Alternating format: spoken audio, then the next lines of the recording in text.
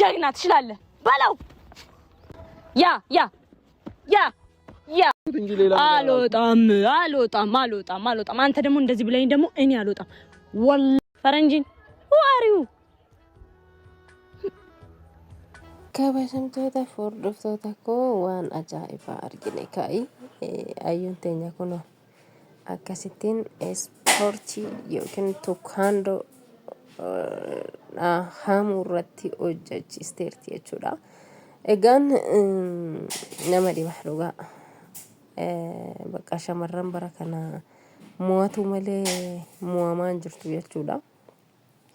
እና ድርቀማ ta'ee jira wanti hunduu isii ajaa'ibuma baay'ee nama dhiba. እና egaa viidiyoo wayii kaleessa argeetan hin ture xiqqoo qufaan naqabee jira irraa hin hojjanne malee egaa hamuunis mucaa wayii itti fidee akka ishee attentanii jechaa turedha argine. Har'ammoo darabee ishee nama biraa itti fiddee dhufte jechuudha. Eenyu gadiidha natti fakkaata. Nagaan isiniif haa ta'u akkam jirtu kabajamtoota hordoftoota koo akkam jirtanii hundi keessanuu bakka jirtanitti nageenyi rabbi isiniif haa baay'atu. Egaan akkuma argitanitti ayyuun harka ishii deeffattee jirti jechuudha. Guyyaa kaleessaa viidiyoo kaleessa lakkifame irratti argitanii jirtu. Mucaa xiqqaa wayii ishee faana akkasittiin intini jechaatii ture. Egaa ayyuunis immoo isa hartee egaa harka deeffattee jechuudha. Lana garuu ayyuun wanti tokko ishirra ga'ee hin callistu argitaniittu kana durasi እና ijoollee shamarran sun akkasittiin qabanii ishee reebanii isheenis immoo zadeedhaan deeffattee raawwattee intala takka akka reebdee argitanii jirtu. So kanaaf iyyuu ayyuun jalqabas dhumas harka kennataatiin jirtu jechuudha.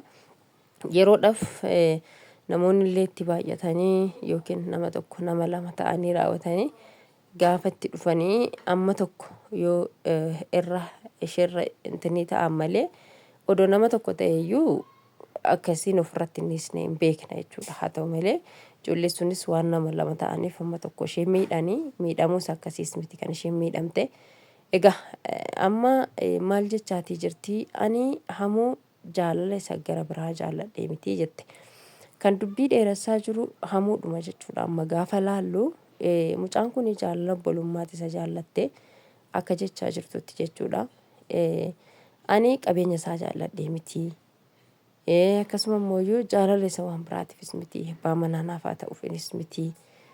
Waanuma tokkoof miti kana jaalladhe waan gara biraatitti waan yaadamu. Garuu jaalala isa jaalladhee jaalala obbolummaa gargaarsa inni na gargaare sana laalee tanani.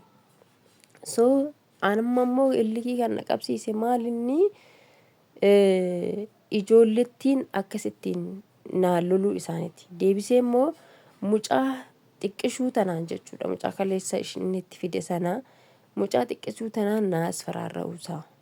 Yoo dhuguma nama beeku ta'ee nama waan jaarsummaa natti ergu ta'ee nama guddaa nama gafaa jedhu nama waggaa 30-25 nama akkasii. Maaf natti hin ergine mucaa haga tanaa maali gochuudhaaf natti ergaa agamna tuffateeti kan jettudha. Haa ta'u malee immoo namumas natti ergu maaliif isa barbaachisee anu waan biraatiif miti kanan barbaade jetteeti jechuudha kan dubbataatii turte. Kanaaf iyyuu isheenis harka ishee deeffatteeti jettee jechuudha. Yaa mucaatu kaandoo hojjetuudha kan isheen itti fiddee amuun baay'ee tokko sodaate dhumarratti hin fiige jalaayi nan kolfe jechuudha baay'ee tokko.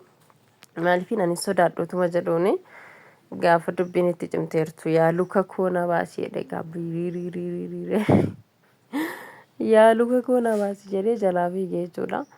So kana hundumarrayyuu waan of geessise eenyudha hamuudhuma mataa isaati jechuudha. Erga ishiin rakkina biraatiif gara waan biraatiif isa hin barbaadini jaalaluma obbolummaa akkasuma immoo gargaarsa inni ishee gargaare sana ilaaltee raawwattee isatti seen dhiyaatti taatee dubartootas maaliif reefsisaa namas maaliif itti fidaa akkumattiin waliin itti fufuu danda'u turan jechuudha. Isheenis amma inni waan biraatti fudhatee ishee aarsiti malee yaada biraa fudhattee hin jirtu akka jechaa jirtutti yaada biraa fudhattee hin jirtu yaada biraa keessa siitiin qabdu jechuudha. So kan balleessaa jiru eenyudha? Kan balleessa qabu eenyudha? Hamuudha natti fakkaata jechuudha. Akkaayyuun jettutti hamuutu balleessa qaba natti fakkaata. Dubartoota sitti erguu hin qabu ture. Na akkasii isiniin jedha kabajamtoota hordoftoota koo qufaanis na qabee jira. Sagaleen koo iyyuu baay'ee tokko gadi du'aadha. Egaa isiidhuma argee tanan na gammachiiste harka kennachuu dhabuu isheetiif na gammachiiste jechuudha. Maaliifiini mi'uun bakka harkaan kennattu jechuudha. Goota ta'uusii kanarratti hin argina. Harka kennachuu dhabuu isiitiif jechuudha. Agafe illee yoo balleessite illee jechuudha. Balleessa jettee balleessa sii sanarrattis osuma of hin ta'in jettu harkaan kennattu jechuudha. Harkaan kennattu hin mormatti waa hundarrattuu jabina ishii kanarratti hin argina. Kanaafiyyuu haaluma kanaan itti fufii jabina keetiin harka kennachuu dhabuu keetiinis nu gammachiisteetta. Innaa maaliifiini har'a akkasittiin jara kana ofirraa deebisuun kan kee har'a akkasittiin ofirraa loluun kee borummoo gara fuulduraatitti kana caalaa namoota biraa fakkeenya ta'uu dandeessa. Shamarran biraa fakkeenya ta'uu dandeessa. Gara kanaanii garuu immoo haala isaa gara biraa ittiin deemtuun fakkeenya nuuf hin taatu. Haala gara biraatiin jechuudhaas jaalladhee qurxamee mana seenee hin ba'u maal isa jettu sanaanii innaa xiqqoo nuti ni jetta. Naannoo sodaachista jechuudha waan sana keessatti dubartiin kabaja qabdii. Haala kam keessattiyyuu ofiif barbaadanii dhufanii fuudhu malee barbaaddee dhattee ittiin galtu barbaaddee dhattee hin fuutu. So haala kana keessatti kabaja ofirraa buusuun gadheedha.